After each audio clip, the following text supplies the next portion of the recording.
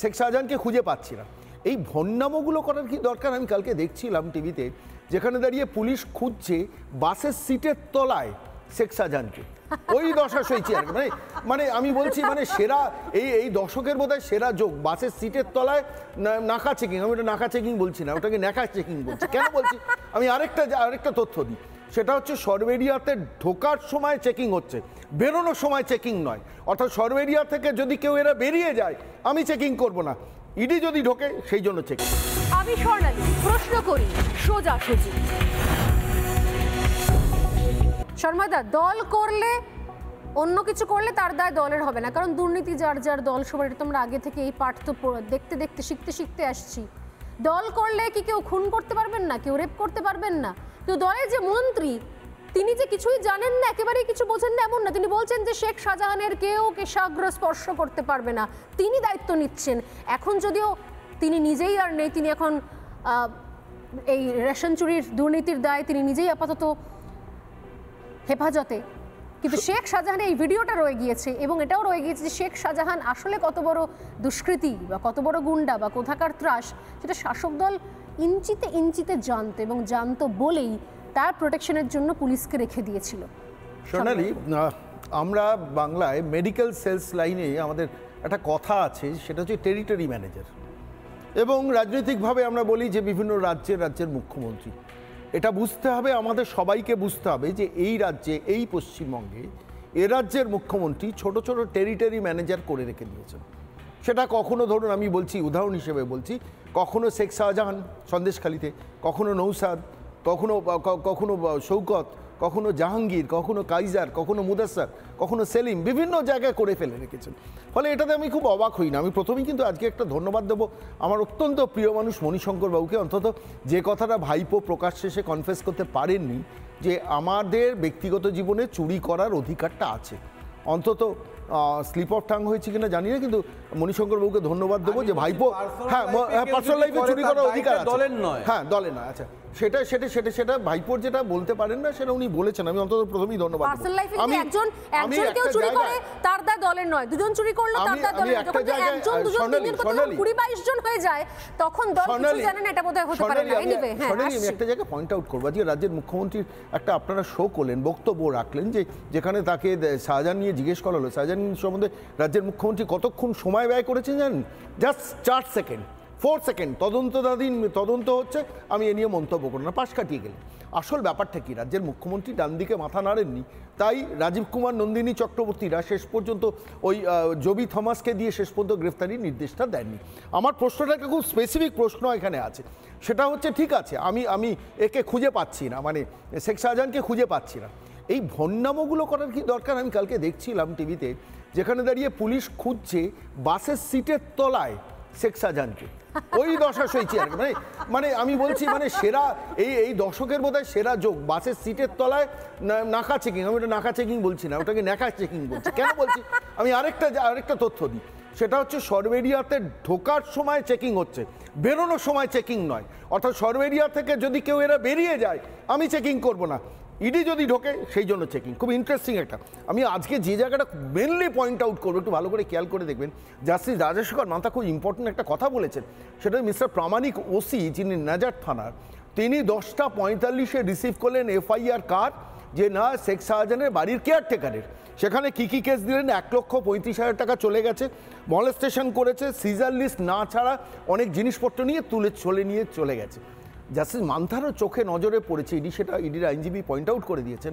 আচ্ছা, যে বাড়ি আপনি ভাঙতে পারলেন না, ঘর খুলতে পারলেন না, সেখানে ভেতরে ঢুকে মহিলাদের মলেস্টেশন কিভাবে হলো, কিংবা 1,35,000 কিভাবে গেল?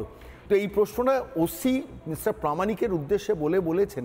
আচ্ছা, ঠিক 4 ঘন্টা বাদে দুপুর 2টোর সময় পিনাকি সরকার, একজন সাব ইন্সপেক্টর, তিনি ওই থানার তরফ থেকে গিয়েছেন স্পটে, তার অনেক আগে, তার ভিত্তিতে একটা এফআইআর হলো, সেখানেও মিস্টার প্রামাণিক সই করলেন, এই কেসটাতেও মিস্টার প্রামাণিক সই করলেন। মিস্টার প্রামাণিকের কি ওসির একবার মনে হয়নি যে আমার নিজস্ব অবজারভেশন রিপোর্টে আমার নিজের লোক সেখানে দেখছে যে গেট খুলতে পারেনি, তার রিপোর্ট কি, সেটা হচ্ছে কিছু লোকজনকে, ইডি লোকজনকে মারা হয়েছে, এই রিপোর্টটা দিয়েছে, তার ভিত্তিতে পুলিশের সুমোটো একটা এফআইআর, তো তার চোখে ধরা পড়েনি বলে জাস্টিস রাজেশেখর মান্তা খুব ইম্পর্টেন্ট একটা নোট দিয়েছেন। এটা আমার খুব খুব কানে বেজেছে বলে আমি আজকে দর্শকদের, রিপাবলিক বাংলা দর্শকদের বলছি, যেটা খুব ইম্পর্টেন্ট। বলছেন যে ওই দুটো এফআইআর এর কপিকে ফরেন্সিক টেস্টের জন্য নিয়ে আসা দরকার, আর এই বিষয় রাজ্য সরকারের হলফনামা চাই ইমিডিয়েটলি। জাস্টিস রাজশেখর মান তো বুঝতে পেরেছেন, তা নাহলে আপনি ভাবুন জানুয়ারি আজকে ফার্স্ট উইক, সেকেন্ড উইক, সেই সময় দাঁড়িয়ে 31শে মার্চ পর্যন্ত ইনজাংশন জারি করা হয়েছে। আমি আরেকটা কথা বলবো, সেটা হচ্ছে শেখ শাহজাহানকে নয় খুঁজে পাওয়া যাচ্ছে না, সে লম্বা দশাশয়ী চেহারা, হয়তো নদীর মধ্যে ডুবে আছে, প্রান্তিক এলাকা তো, কিন্তু আমার প্রশ্নটা অন্য জায়গায়। সেটা হচ্ছে আমরা সেদিনকে দেখেছি, টিভির ক্যামেরা দেখেছি, আপনাদের ক্যামেরাতেও দেখেছি যে বিভিন্ন লোকজন তারা ইডিকে মারছে, তাদের ফেসগুলো আমার কাছেও আছে স্টক। আচ্ছা, তাদের কাউকে খুঁজে পাওয়া যাচ্ছে না, এটা বিশ্বাসযোগ্য? এটা কখনো গ্রহণযোগ্য? এটা কেউ বিশ্বাস করা যায়? এবং সব থেকে ইডি আজকে মানে স্পেসিফিক্যালি পয়েন্ট আউট করে দিয়েছে 28 মিনিটে 23টা কল করেছে, এবং ইডি তার মানে ইডি যে নিজে ফোন করেছে তার কল লিস্ট ক্যাপচার করেছে। 28 মিনিটে যে 23টা কল করেছে, সেই 23 কল যাদের কল করা হয়েছে তাদের নাম, যে পয়েন্ট থেকে ট্র্যাক করেছেন ওইখানে শেখ শাহজাহান ভেতরে বসে রয়েছে, আর তারপরে জাতির উদ্দেশ্যে ভাষণ দিচ্ছেন শেখ শাহজাহান, সেটা বাংলার মানুষকে শুনতে হচ্ছে স্বাধীনতার 7 দশক পরে, আর তারপরে রাজ্যের পুলিশ শুনতে দেখতে পাচ্ছে না। রাজ্যের ডিরেক্টর জেনারেল বলছেন, এক সেকেন্ড শেষ করি, রাজ্যের ডিরেক্টর জেনারেল পুলিশ বলছেন আইন কেউ তুললে তাকে দেখে নেব। বলার দরকার কি আপনার? আপনি তো সব থেকে বড় আইন ভঙ্গকারী সারদার কেসের নথি লোপাট করা মানুষ, আর আপনার এই মন্তব্য দিয়ে মানুষকে পাজল করা। আমি আশা করব বাংলার রাজ্যপাল এবং ভারত সরকারের স্বরাষ্ট্র দপ্তর অন্তত প্রান্তিক এলাকার থানাগুলো নিয়ে সমস্ত 355 ধারা জারি করে টেক ওভার করুক, তা নাহলে কিন্তু আমি বলছি কেন, আমি একটা কথা বলে শেষ করব, কেন রাজ্যের মুখ্যমন্ত্রী 74টা আউটপোস্টে বর্ডার সিকিউরিটি ফোর্সকে জমি দিতে অপরাধ, এবং তার জন্য শেষ পর্যন্ত সেন্ট্রাল গভর্নমেন্টকে সুপ্রিম কোর্টে গিয়ে লড়াই করতে হচ্ছে। কিছুদিনের মধ্যে তাই রায় বেরোবে। এখন তো বোঝা যাচ্ছে যে শেখ শাহজাহানদের হাতে অ্যাম্পল পাওয়ার তুলে দেওয়ার জন্য এটা করছে। থেকে বলি যে এই যে দুঃসাহস, এই যে স্পর্ধা এমনি এমনি আসে না। শেখ শাহজাহানের এই যে ইডি কিছু করতে পারবে না সেই বক্তব্য একবার শোনাবো। আমি আসবো অরিন্দম আচার্যর কাছে। শেখ শাহজাহান কি বলেছিল?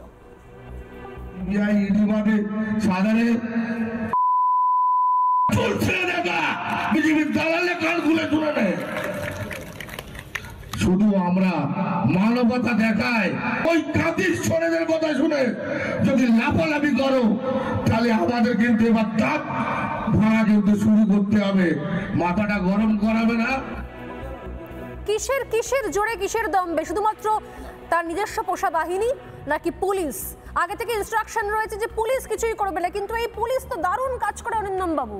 পুলিশকে তো বরাবর সার্টিফিকেট দেন পুলিশ মন্ত্রী মমতা বন্দ্যোপাধ্যায়। একটা পুলিশ মন্ত্রীর বক্তব্য নিয়ে আপনার কাছে আসবো, শুনুন। বাংলার পুলিশ অফিসাররা যে কোনো পুলিশের থেকে ইম্পর্টেন্ট লাইক এনিথিং। এবং আপনারা জানেন একসময় কলকাতা পুলিশকে সুইজারল্যান্ড পুলিশের সাথে স্কটল্যান্ডের পুলিশের সাথে তুলনা করা হতো। সুতরাং আমাদের পুলিশরা যথেষ্ট স্মার্ট, আমাকে যেন বেশি স্মার্টনেস না দেখায়। অনেকে তো আইন শৃঙ্খলা নিয়ে অনেক অকথা কুকথা বলে, অপপ্রচার মিথ্যা করে। আমাকে কেউ 10টা গালি দিক, আমার গায়ে লাগবে না, কারণ গালাগালি খেতে খেতে আমি ছোটোবেলা থেকে অভ্যস্ত হয়ে গেছি। কিন্তু বাংলাকে গালাগালি দিলে আমার খুব আপত্তি আছে। বাংলাকে কেউ যদি নিচু করতে চায় আমাকে গালাগালি দেওয়ার নাম করে, সেখানে আমার আপত্তি থাকে। আপনারা জানেন ভারতবর্ষের মধ্যে শ্রীরামপুর থানা বেস্ট থানা হিসেবে ঘোষিত হয়েছে। তাহলে আইন শৃঙ্খলা যদি ভালো না হয় এই জায়গাটা হবে কি করে? ক্যালকাটা সেফেস্ট সিটি হিসেবে ঘোষিত হয়েছে, তাহলে কী করে হলো?